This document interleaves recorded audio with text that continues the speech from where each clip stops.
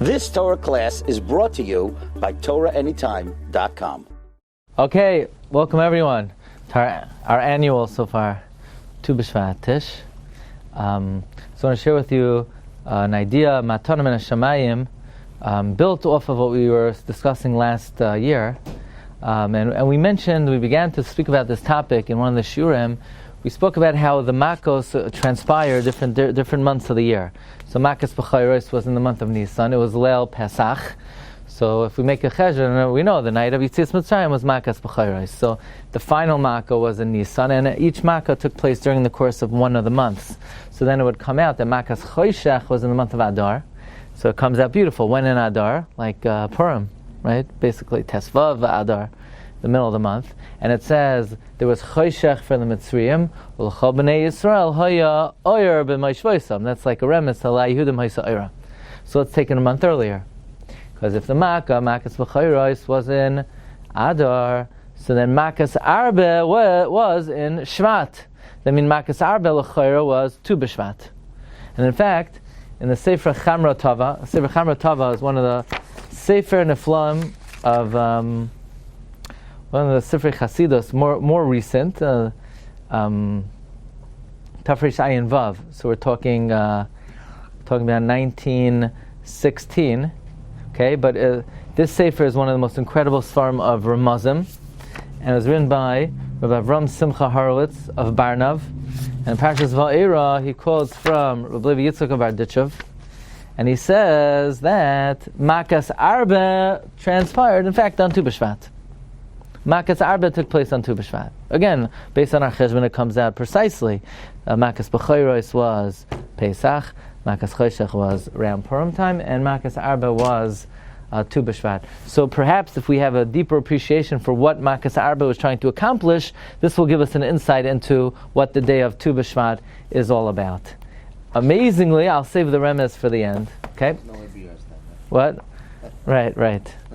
So, no, there wasn't. That year was not. Okay. We last year we mentioned from the Sefer of the Rishonim, the Sefer HaMenhagim of Rav Yusfa Shamish of Varmaiza, and in the Sefer Menhagei Varmaiza, they bring down that in Varmaiza, we're talking about in the times of the Rishonim, there's a very interesting practice, and that is the yeshivas were closed on Tu B'Shvat. They closed, there's no yeshiva, no sessions on Tu B'Shvat. I read to you the words, Chamisha Asar B'Shvat. That's what my son asked me. Yeah? Why isn't it not off in yeshiva? L'chayr, they should be off, right? So he says, V'hu yoyma de mefagri be rabbanan, which the Gemara in Shabbos says it means Talmidim did not come to the base medrash, especially young Talmidim, and it was a yom mishta v'simcha. So what's the inyan of not having yeshiva on Tu B'Shvat? You know, there's a mitzvah of Talmud Torah like any other day of the year. Okay, you want to eat a few fruits, you want to eat bakser, and then go to the dentist. It doesn't take the whole day, right? So what's the inyan of not going to yeshiva on Tu B'Shvat? The Avnei Nezer says the Chiddush. Now this Avnei Nezer is quoted not in the Avnei Nezer, not in the Shem Yishmo, but in the Shalos Tshuvas Eretz Tzvi. Eretz Tzvi was written by one of the Talmidim of the Avnei Nezer, the Rosh Yeshiva of Yeshiva Chachmei Lublin after Meir Shapiro. His name was Reb Tzvi Fromer, the Kuzha Glover Goin, the Eretz Tzvi. And he brings down, he heard from the Eglei Tal, that every year on Tu B'Shvat, the Eglei Tal would say, since Adam is Eitz HaSadeh, right, Ki Ha'adam Eitz HaSadeh, so there a person is a tree, and therefore what you produce, your Chidushei Torah are your Peiros. So Tu B'Shvat, on Tu B'Shvat and on, the Avnei Nezer would sense an elevation in his Chidushei Torah, as if Tu B'Shvat somehow is Rosh Hashanah for Chidushei Torah. Okay, so let's see how this fits in. Let's talk about Makkah's Arba. And tell you some diukim, a diuk of the Ramban and a diuk of the Leiv Simcha. The Leiv Simcha was Rav Simcha Buna mi Parshascha. Of all the Makkos, that's the Rabbi of Chidushei Harim and the progenitor of Ger. Ger is already in the 18th century. Simcha Bunim asks of all the Makkos, and the Ramban points this out. Hashem told Moshe, go tell Paro there's going to be Dam. Go tell Paro there's going to be Tzvardeya. Go tell Paro there's going to be Kinim. Go tell Paro there's going to be Oroi. Go tell Paro Choshech. Go tell Paro Makkos B'charos. By Makkos Arba, Boy el Paroi Kiani Hichbadati Esli Bavesli Leman Shisi. I say, Ela B'Kirbai. Go to Paro. Come to Paro. And tell him what?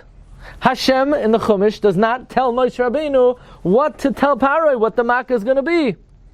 So Ramban at first says, well, the Torah doesn't always say everything. The Torah wants you to figure out that if Moshe tells Paro that it's going to be Makkah's Arba, then not... You see, every Makkah has two parts, what Hashem tells Moshe and what Moshe tells Paro. Sometimes the Torah says both, what Hashem tells Moshe and what Moshe tells Paro. And sometimes the Torah will only say what Moshe tells Paro, and you'll have to figure out what Hashem must have told Moshe. But it's like Divrei Torah, Aniyim b'makom echad v'ashirim b'makom acher. But obviously Hashem did tell Moshe what it was. But still, it doesn't say it in the Chumash. Hashem did not tell Moshe Rabbeinu in the Chumash. It doesn't say that Hashem told Moshe, come to Pari and tell him about Makkah's Arba. Another amazing diak. After Makkah's Arba, Paroi says to Moshe, Chatasi Lashem v'lachem. I sinned against you. I sinned against HaKadosh Baruch Hu and you. It's the only Makkah where Paroi says, Moshe, I've sinned against you as well. Why is this the only Makkah where Paroi tells Moshe Rabbeinu, I sinned against you as well? Also, this Makkah, Hashem says, L'man tesaper ba'oznei bincho ven bincha, Eis asher hisalalti b'Mitzrayim. Go tell your children how I made a mockery of the Egyptians. Of all the Makkahs, Hashem says, this Makkah, which Hashem doesn't even tell Moshe what it is going to be a mockery of the Mitzrayim. Why was Makkah's Arba more of a mockery of the Mitzrayim than any other Makkah? I mean, Arayv L'char was also a mockery of the Mitzrayim, you know? When a polar bear walks into your front door and, you know, starts eating what's in your refrigerator, L'char, it's also a mockery of the Mitzrayim. If Paro, you know, turns on the shower and blood starts coming out of the shower, l'chara, it's also a mockery of the Mitzrayim. So why is Dafka Makkah's Arba a mockery of the Mitzrayim? Another interesting diak. It says by the Arba, Vayonach b'chol gevul Mitzrayim. The Arba rested in all the borders of Mitzrayim. Says the Baal HaTurim, there's another Makkah where the Torah says Vayonach. Where else does the Torah say Vayonach? By Shabbos, Vayonach Bayom HaShvi. From here we learn the grasshoppers rested on Shabbos. It says Vayonach Arba. It says Vayonach Bayom HaShvi. Says the Baal HaTurim, from here we learn the grasshoppers rested on Shabbos. Okay? Well, the Dam didn't rest on Shabbos. The Tzardeya didn't rest on Shabbos. Why Dafka did the Oroiv didn't rest on Shabbos? Why did the grasshoppers have to rest on Shabbos? What's the inyan that the grasshoppers rested on Shabbos?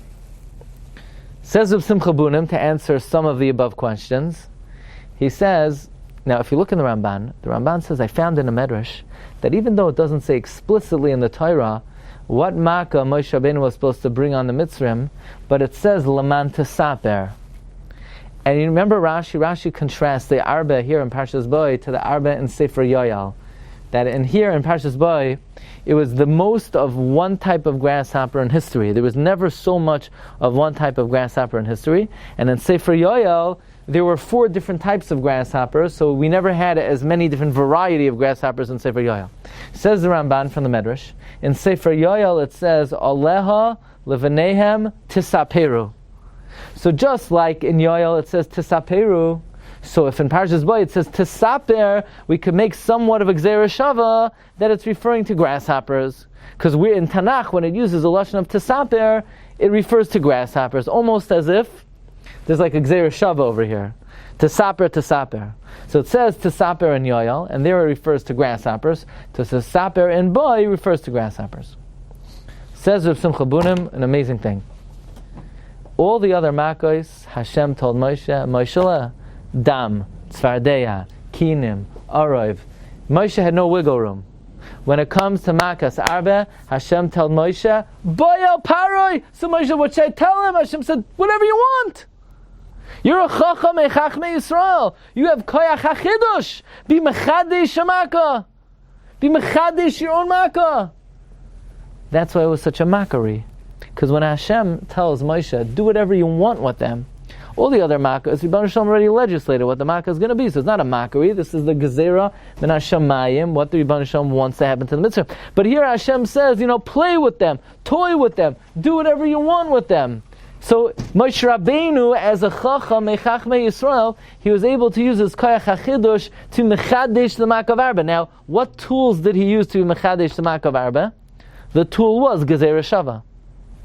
It's even though there was no Sefer Yoel yet, but Moshe Rabbeinu says what it says over here, Leman Tesaper, and it says in Sefer Yoel, Aleha levanechem tesapero. So Moshe used the koyach of the Chachmei Yisrael, and he was mechadesh the inyan of the arba. Therefore, it says Rav Simcha Bunim. That's why Paro understood that grasshoppers were the locust was such a mockery, because Paro knew this wasn't coming from HaKadosh Baruch Hu. Moshe was able to mechadesh chidushei Torah to create makas arba. Therefore, Paro says chatasi lashem v'lachem. This time I sinned against you as well. Okay? Ad kan divrei Reb Simcha Bunim. So I once heard from Rav Noach Isaac Goldbaum Shlita, that's pshad by the Arba it says, Vayonach, that the grasshoppers rested on Shabbos. Why? Because there's a medrash. The medrash says, on the pasuk, Vayarbes of Loisam, that Moshe saw the burden of Klal Yisrael, and he came to Pari, said, Pari, if you have a worker, and you burden them again and again and again and again and again, and they don't have a day off, they're going to break, they're going to die. If you want the Klal Yisrael to produce, you need to give them a day off. So Paro says, you're right. If I overburden them, they're not going to produce. What day off do you think I should give? So Moshe Rabbeinu was mechadesh that Shabbos. He was mechadesh. Moshe was mechadesh Shabbos, the Medrash says. By the way, the Rishonim say, when we say in davening, Yismach Moshe b'matnas chelkoi, Moshe should rejoice in his gift. Why should Moshe rejoice in the gift of Shabbos? Because Moshe, you were mechavein to the Das Elyon. When Hashem gave Shabbos to Klal Yisrael, Moshe rejoices because Moshe chapped onto it before Hashem even gave it to us. Okay, so Rav Obam suggested that since Shabbos was the invention, so to speak, of Moshe, and Arba was the invention, the Chiddush of Moshe, therefore, the two, we put the two together, or mashale of them together, and the Arba did not go on Shabbos, because these were the two chidushim of Moshe. Be it as it may, what do we learn from Reb Simcha Bunim of Shischa?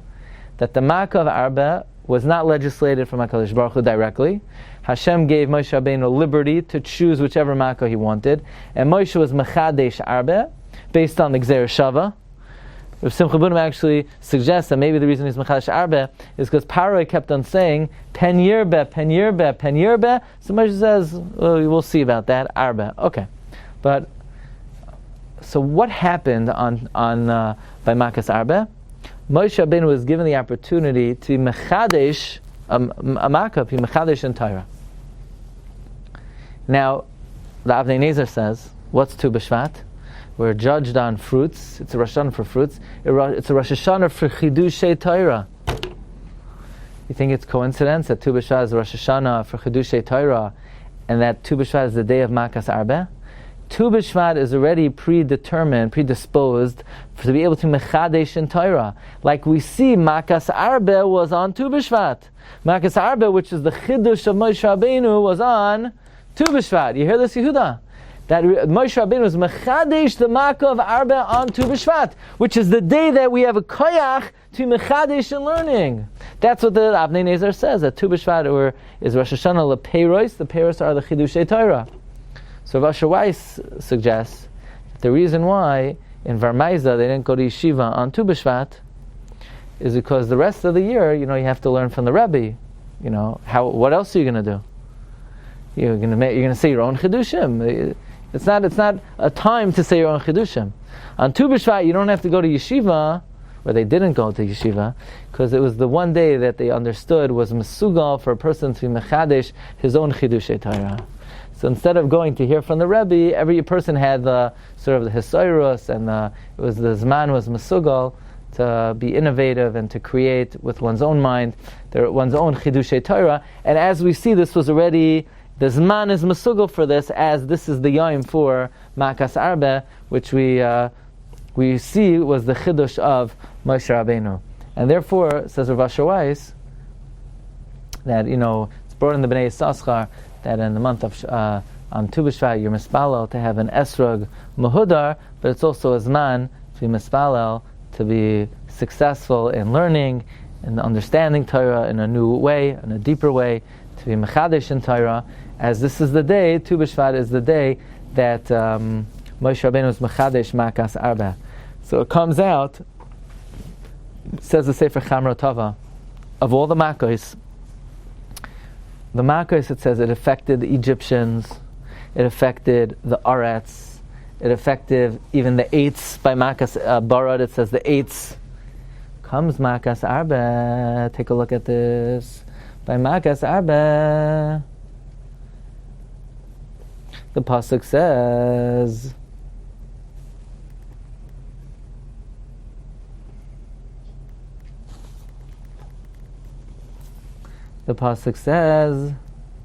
"Vayechasas ein kol haaretz v'atech haaretz." It's the only Makkah. It says, "Vayoichal es kol peri ha'etz." By Makkah's Arba, it's the only Makkah that affected the Peiros. Why? Because it was the Makkah of Tu B'Shvat. It was the Makkah to Paroi wanted to counteract Klal Yisrael. It was the time that Hashem gave Moshe the matana of Peiros, of Chidushei Torah, and therefore to indicate that the Arba destroyed the Peiros of the Mitzrim. But the same way by Makas Choshech, it was dark for the Mitzrim, but it was light for the Yidden. So by Makas Arba, it destroyed the Peiros of the Mitzrim, but it gave Klal Yisrael new Peiros of Chidushei Torah. So Rabbi said we should be zoichet to all the Oiros and all of the Skulos of the great day of Tu B'Shvat. Shkoyach. You've just experienced another Torah class brought to you by TorahAnytime.com.